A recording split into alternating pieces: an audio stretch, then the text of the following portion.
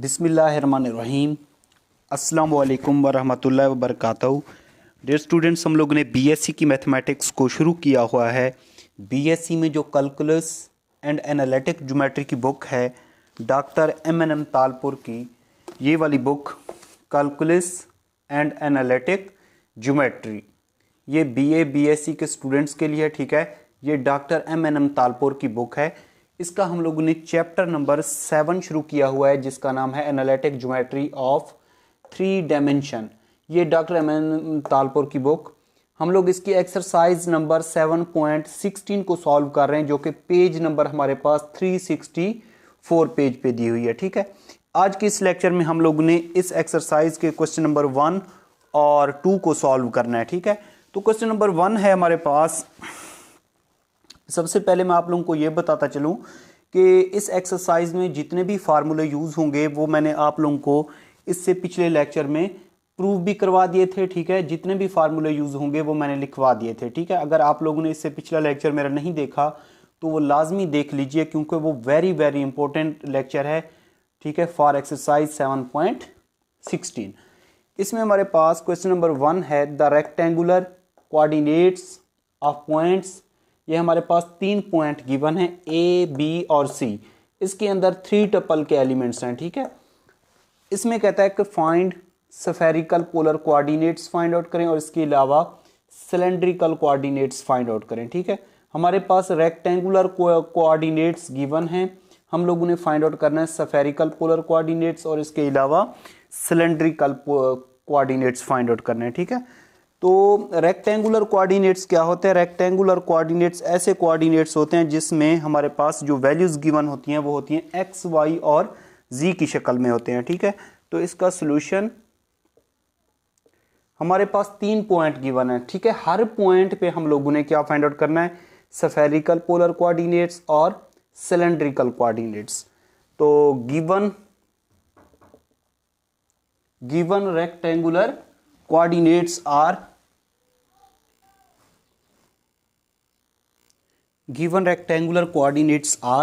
अब देखें हर पॉइंट पे हम लोगों ने क्या फाइंड आउट करना है? Spherical polar coordinates, cylindrical coordinates, ठीक है। तो सबसे पहले हम लोग ए पॉइंट पे मैं फाइंड आउट कर रहा हूँ। ए पॉइंट पे मैंने खुद सॉल्व करना है, बाकी आप लोगों ने बी और सी पे इसी मेथड से स्फेरिकल पोलर कोऑर्डिनेट्स और सिलेंड्रिकल कोऑर्डिनेट्स फाइंड आउट कर लेने हैं। तो हमारे पास ए है, ए कितना है हमारे पास?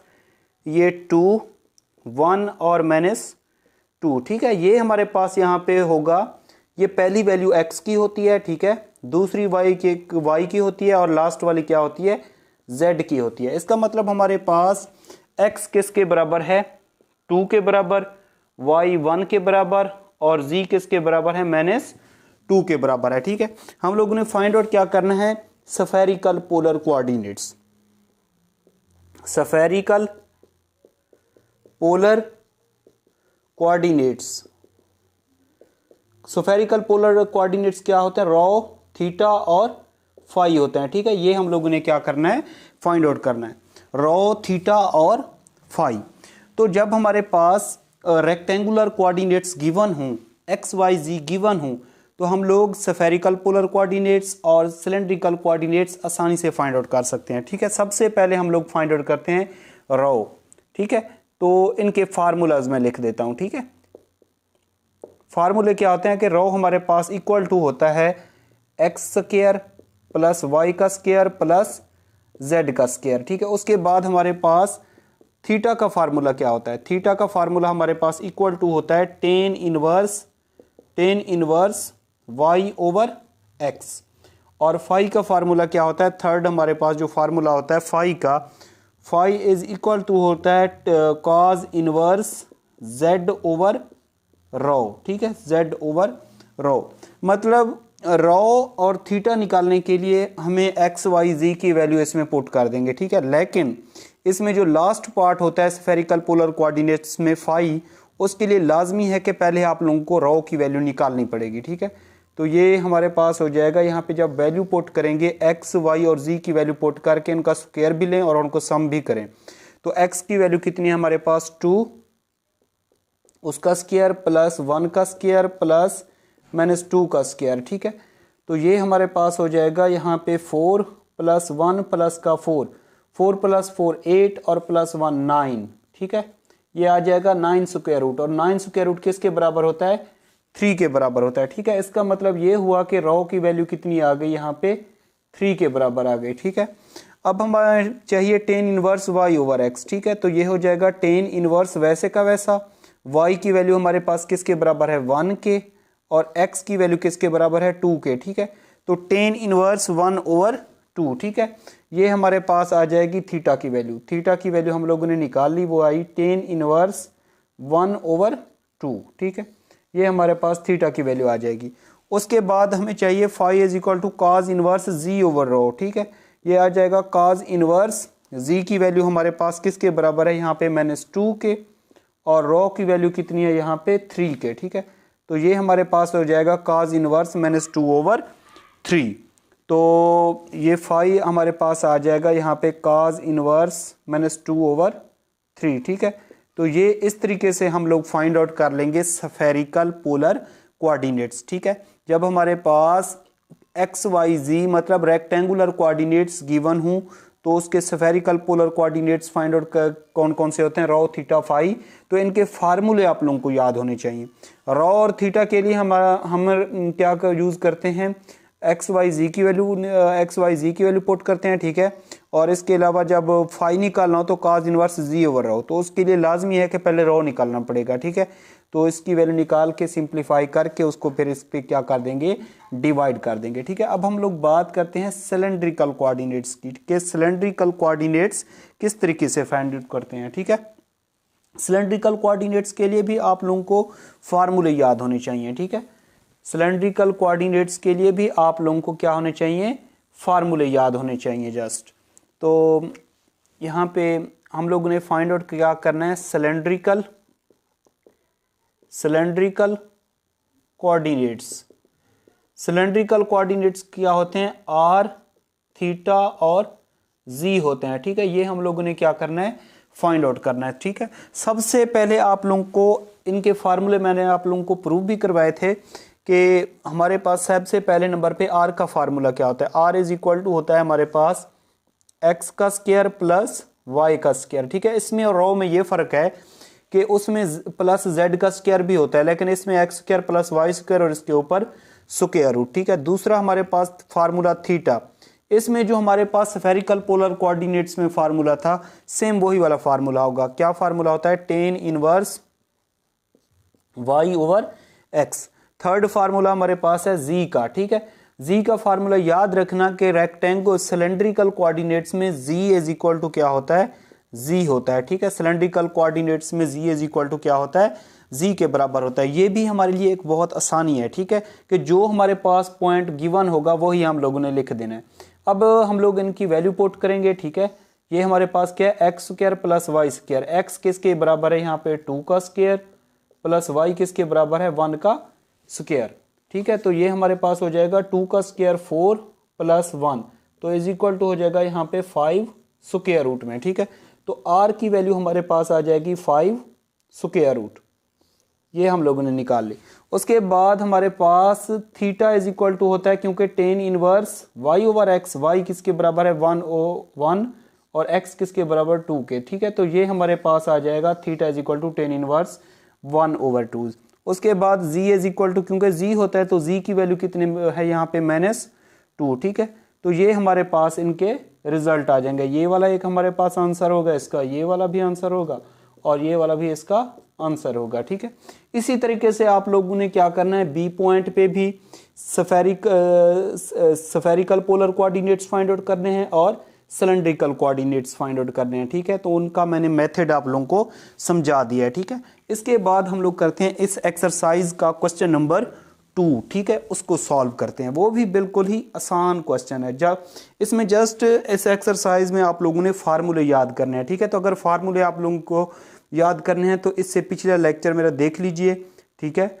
अगर वो लेक्चर आप लोगों को अच्छे तरीके से समझ आ गया, ठीक है, उनके फार्मूलों की लिस्ट बना ली, उनको अच्छे तरीके से याद कर लिया, तो ये एक्सरसाइज बहुत ही आसान हो जाएगी आप लोगों के लिए। जी स्टूडेंट, उसके बाद हमारे पास इस एक्सरसाइज का क्वेश्चन नंबर 2 है। इसमें कहता है the spherical polar coordinates of a point R 3 pi over 6 pi over 4। Find rectangular coordinates and cylindrical coordinates. याद रखना, जब हमारे पास स्फेरिकल पोलर कोऑर्डिनेट्स गिवन हों तो सबसे पहले हम लोग रेक्टेंगुलर कोऑर्डिनेट्स फाइंड आउट करेंगे, क्योंकि रेक्टेंगुलर कोऑर्डिनेट्स में से ही हम लोग सिलेंड्रिकल कोऑर्डिनेट्स फाइंड आउट करने हैं। ठीक है, तो इसका सॉल्यूशन हमारे पास गिवन क्या है, given that spherical polar coordinates, spherical polar coordinates, spherical polar coordinates क्या होते हैं, वो होते हैं हमारे पास रॉ, थीटा और फाई। ठीक है, वो कितने हैं हमारे पास 3 पाई ओवर 6 पाई ओवर 4। ठीक है, ये हमारे पास गिवन है। पहली वैल्यू हमारे पास रॉ की है, ठीक है, ये हमारे पास थीटा की वैल्यू है, और ये हमारे पास किसकी वैल्यू है, लास्ट वाली, ये हमारे पास फाई की वैल्यू है। मतलब रॉ हमारे पास 3 है, थीटा हमारे पास पाई ओवर 6 है, फाई हमारे पास कितना है, पाई ओवर 4। ठीक है, रॉ इज इक्वल टू कितना 3, थीटा हमारे पास कितना है, पाई ओवर 6, और फाई हमारे पास कितना है, पाई ओवर 4। ठीक है, सबसे पहले पार्ट में वो कहता है कि फाइंड आउट करें रेक्टेंगुलर कोऑर्डिनेट्स। ठीक है, पहले नंबर पे क्या फाइंड आउट करना है हम लोगों ने, rectangular coordinates. Rectangular coordinates, rectangular coordinates हमारे पास वो क्या होते हैं, एक्स, वाई और जी होते हैं। ठीक है, ये हम लोगों ने क्या करना है, फाइंड आउट करना है, एक्स, वाई और जी फाइंड आउट करना है। ठीक है, तो इनके फार्मूले आप लोगों को याद होने चाहिए। जब हमारे पास स्फेरिकल पोलर कोऑर्डिनेट्स गिवन हों तो रेक्टेंगुलर कोऑर्डिनेट्स के जो फार्मूलाज होते हैं वो हमारे पास इस शेप में होते हैं। ठीक है, सबसे पहले हमारे पास एक्स का फार्मूला होता है rho cos theta sine of phi. ठीक है, उसके बाद y इज इक्वल टू होते हैं रॉ, यहाँ पे दोनों साइन के फंक्शन होते हैं, साइन थीटा साइन फाई, और z हमारे पास इज इक्वल टू होता है रॉ काज ऑफ फाई। ठीक है, ये फार्मूले होते हैं हमारे पास।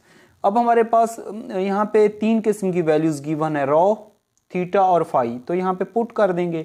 ठीक है, जब इसमें हम लोग सब्स्टिट्यूट करेंगे तो ये हमारे पास हो जाएगा 3 काज थीटा की वैल्यू कितनी है, पाई ओवर 6। पाई ओवर 6 किसके बराबर होता है, 30 डिग्री के बराबर होता है। ठीक है, तो साइन फाई किसके इक्वल, पाई ओवर 4। ठीक है, तो इसको सिंप्लीफाई कर लेंगे। यहाँ पे आप लोगों को ट्रिग्नोमेट्रिक फंक्शंस की वैल्यूज याद होनी चाहिए। अगर वैल्यूज याद नहीं है तो आप लोग मुझे कमेंट्स कर दीजिएगा। ठीक है, मैं आप लोगों को लिंक दूंगा, मैंने एक लेक्चर बनाया था जिसमें तमाम ट्रिग्नोमेट्रिक फंक्शंस की वैल्यूज प्रूव करवाई थी। ठीक है, अगर तो अब मेरा लेक्चर वो आप लोग 10 मिनट देख लेंगे तो ये वैल्यूज आप लोगों को कभी भी नहीं भूलेंगी। ठीक है, तो आप लोग मुझे कमेंट्स कीजिए, मैं इसका लिंक दे दूंगा, आप लोग वो वीडियोस देख लीजिएगा। नहीं तो अगर आप लोगों ने वैल्यूज याद नहीं करनी तो आप लोग कैलकुलेटर से भी ये वैल्यू निकाल सकते हैं। तो ये 3 वैसे का वैसा, cos 30, cos पाई ओवर 6 कितना होता है, 30 डिग्री के बराबर, cos 30 होता है 3√2 के बराबर, sin 45 डिग्री, ये पाई ओवर 4 कितना होता है, 45 डिग्री, sin पाई ओवर 4 किसके बराबर होता है, 1/√2 के बराबर। ठीक है, तो ये हमारे पास 3 को 3√1 से मल्टीप्लाई करेंगे तो ये आ जाएगा 3/√2 2 ठीक है, तो ये हमारे पास x की वैल्यू आ जाएगी। ठीक है, x की वैल्यू कितनी आई, 3/√2 2 ये हमारे पास x आ जाएगा। ठीक है, पहला रेक्टेंगुलर कोऑर्डिनेट्स का पहला हिस्सा हम लोगों ने फाइंड आउट कर लिया है। अब दूसरा हिस्सा फाइंड आउट करेंगे y। तो रॉ ये 3 साइन थीटा की वैल्यू कितनी है, पाई ओवर 6, साइन फाई की वैल्यू कितनी है, पाई ओवर 4। तो ये इंप्लाइज दैट ये 3 साइन पाई ओवर 6 साइन 30 होता है, साइन 30 कितना होता है, 1/2, और साइन 45 कितना होता है, 1/√2। तो ये हमारे पास हो जाएगा 3/2 स्क्वायर रूट में, 2 टू स्क्वायर रूट में। ठीक है, तो ये हमारे पास वैल्यू आ जाएगी y की 3/2 स्क्वायर रूट। अब हम लोगों ने फाइंड आउट करना है z हमारे पास होता है रॉ काज फाई, तो रॉ की वैल्यू 3, काज फाई की वैल्यू कितनी है, पाई ओवर 4। ठीक है, तो ये हमारे पास हो जाएगा 3 cos पाई ओवर 4 होता है cos 45 डिग्री। 45 डिग्री कितना होता है हमारे पास 1 ओवर स्क्वायर रूट 2 के बराबर होता है, मतलब ये आ जाएगा 3 ओवर 2 स्क्वायर रूट। ठीक है, तो ये हमारे पास वैल्यू आ जाएगी किसकी, z की, 3 ओवर 2 स्क्वायर रूट में। ठीक है, तो इस तरीके से हम लोग फाइंड आउट कर लेंगे रेक्टेंगुलर कोऑर्डिनेट्स। ठीक है, तो यही वाली x, y और z की वैल्यू यूज करके हम लोग फाइंड आउट करेंगे सिलेंड्रिकल कोऑर्डिनेट्स, क्योंकि सिलेंड्रिकल कोऑर्डिनेट्स क्या होते हैं, r थीटा z। ठीक है, इसमें r का हमारे पास फार्मूला होता है x square plus y square. ठीक है, दूसरे पार्ट का सोल्यूशन कर रहा हूं। सिलेंड्रिकल कोऑर्डिनेट्स क्या होते हैं, r थीटा z होते हैं। और इसके बाद हमारे पास थीटा किसके इक्वल होता है, tan inverse y over x, और z इज इक्वल टू किस क्या होता है, z के बराबर होता है सिलेंड्रिकल कोऑर्डिनेट्स में। तो इसमें हम लोग x और y की वैल्यू पुट करेंगे, इसमें भी हम लोग y और x की वैल्यू पुट करेंगे। थर्ड नंबर पे z is equal to z होता है, तो चाहे रेक्टेंगुलर कोऑर्डिनेट्स हो चाहे सिलेंड्रिकल कोऑर्डिनेट्स हो, ठीक है, z की वैल्यू क्या रहेगी, सेम रहेगी। ठीक है, तो अब हम लोग क्या करते हैं, सिलेंड्रिकल कोऑर्डिनेट्स के जो फार्मूलाज हैं उनमें हम लोग पुट करते हैं x और y की वैल्यू और z की वैल्यू। तो r इज इक्वल टू है हमारे पास x square plus 9, r is equal to किसके है, x square plus y square. तो x हमारे पास किसके बराबर है, 3 अंडर रूट ओवर 2 इसका स्क्वायर प्लस y का स्क्वायर। y किसके बराबर है हमारे पास, 3 ओवर 2 स्क्वायर रूट इसका होल का स्क्वायर। ठीक है, तो ये हमारे पास हो जाएगा r इज इक्वल टू 3 का स्क्वायर कितना होता है 9, ये इससे कैंसिल आउट हो जाएगा, यहाँ पे 3 आ जाएगा। 2 का स्क्वायर कितना होता है 4, प्लस ये हमारे पास 9 ओवर 4 और यहाँ पे कितना आ जाएगा 2, क्योंकि ये इससे कैंसिल आउट हो जाएगा। तो ये r इज इक्वल टू हो जाएगा 27 ओवर 4 प्लस 9 ओवर 8। 4 और 8 का एलसीएम लेंगे तो हमारे पास 8 आ जाएगा। ठीक है, 8 एलसीएम, 8 को 4 पे डिवाइड करें 2, 27 को 2 से मल्टीप्लाई करेंगे तो हमारे पास आ जाएगा इसका जो रिजल्ट आएगा 27 को, बल्कि यहाँ पे कितना है 2 का स्क्वायर, 3 अंडर रूट ओवर यहाँ पे कितना है 2 अंडर रूट, ये 2 अंडर रूट में भी है। ठीक है, तो यहाँ पे भी कितना आ जाएगा 8 आ जाएगा, ये भी 8। 27 प्लस 9 इसका एलसीएम 27 प्लस 9, तो r इज इक्वल टू हो जाएगा हमारे पास 36 ओवर 8, 36 ओवर 8। ठीक है, ये आ जाएगा। तो इसको अगर हम लोग इससे कैंसिल आउट करें, ठीक है, ये 36 4 9 दा कितना आ जाएगा 36, ये हमारे पास आ जाएगा 3 ओवर 2 स्क्वायर रूट। तो ये हमारे पास किसकी वैल्यू आ जाएगी, r की वैल्यू आ जाएगी। ठीक है, उसके बाद हम लोगों ने क्या फाइंड आउट करना है, इसमें z तो इज इक्वल टू z होता है। ठीक है, z is equal to z होता है और z की वैल्यू कितनी है 3 ओवर 2 स्क्वायर रूट। ठीक है, ये आ जाएगी। एक तो ये हमारे पास इसका आंसर आ जाएगा, उसके बाद एक ये आ जाएगा r का। ठीक है, उसके बाद हम लोगों ने सेकंड नंबर पे फाइंड आउट करना है theta is equal to tan inverse y over x। तो y और x की वैल्यू ये वाली पुट कर देंगे। ठीक है, तो इसको मैं रेज कर देता हूँ।